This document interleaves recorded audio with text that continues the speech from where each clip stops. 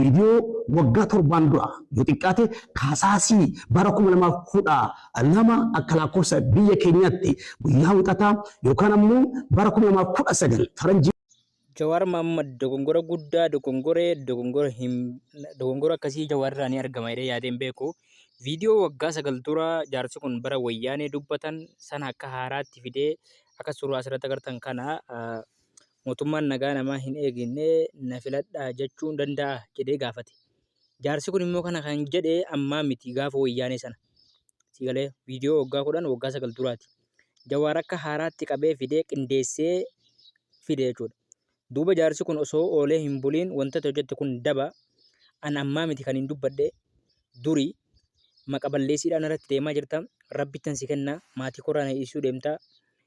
Ilmaan kan koo akka hin guddifanne na gochuu deemta jechuudhaan waa hedduu dubbatanii rabbitti illee isa kennatanii akka inni sobatee fi akka inni wanta sirrii hin dubbanne illee saaxilanii jiran.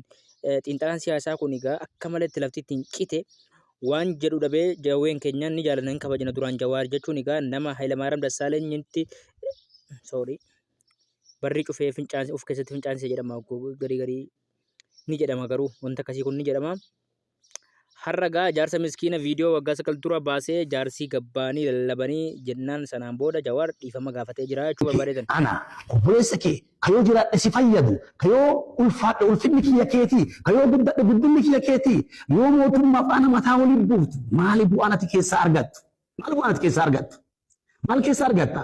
Anarratti gurraachinna yookaan maqaa koo gadi garagalchuudhaan maal keessaa argatta? Maal fayyadamta? Dubbiin sobaa kun nama biratti illee darajaa kee gadi buusa. Gadi si buusa. Namni kuma dhibbaa si ilaaluu danda'a. Namni kuma dhibbaa dubbiin sana soba ta'uu yoo dhagaye ammoo afaan qabatee si taajjaba. Eeyyen si taajjaba. Dhugaa keeti sheek taajjabnee jirra nutu. Dogongora guddaa akkasii Jawaar Mohaammed hojjete jennee yaadnee hin beeknu. Dhaggeeffadhaa tokkoffaa irratti wanti inni gochuu qabu Jawaar waan kana ofiif qindeeffata ta'ee miidiyaa irratti waan qulqulleeffannee takka dubbachuu danda'a jiru. Jaarsi amma fakkeenyaaf namaallee yaadu beektaa. Amma namni takka kanumti mootummaa qeequ takka yoo jiraate iyyuu namni sun haala kamii keessa jira poost gochuudhaaf namni kun nama miiliyoonaa ol qaba foloorsii. Miidhaan namticha kana irra qaba namtichi kun bakka kamii jira haala mijataa keessa jira jedhee illee hin gaafatu garte. Fakkeenyaaf namni takka yoo kee waan takka hojjete waan sana dhaqanii saaxiluudhaan turatti nama kanaaf yaaduun barbaachisaadha.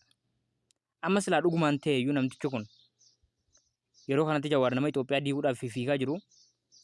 Jawaar wajjiniin hariiroo walitti qabda jedhanii jaarsa kana ilmaan isaa irraa yookaan shaphee buusan rakkoodha jechuudha.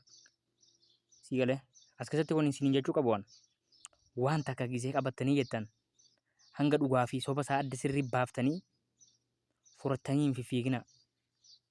Xiinxalaa siyaasaa guddaa kana viidiyoo jaarsa kana xiinxaluu dadhabee viidiyoo bara 2019 gadhiifame akka waan haaraatti furatee fiigee aboo jaarsi yaa namticha dhiisi gaafa sana iyyuu sheer hin goone koppiliing hin goone hin dabarsine namaaf silaa kan itti gootu gaafa sana har'a harcaateeti gaddeebitee waan nuti waggaa meeqa dura hojjennee dubbannee waan sanatti gaafii deebii arganne har'a deebitee nu xiqqeessuudhaaf nu gurraachessuudhaaf maatii keenyarraa nu hidhuudhaaf waan akkanaa hojjeta jechuudhaan balaaleffatanii jiran guyyaa idaatiin sanuu akkasuma gochuu kan keetiif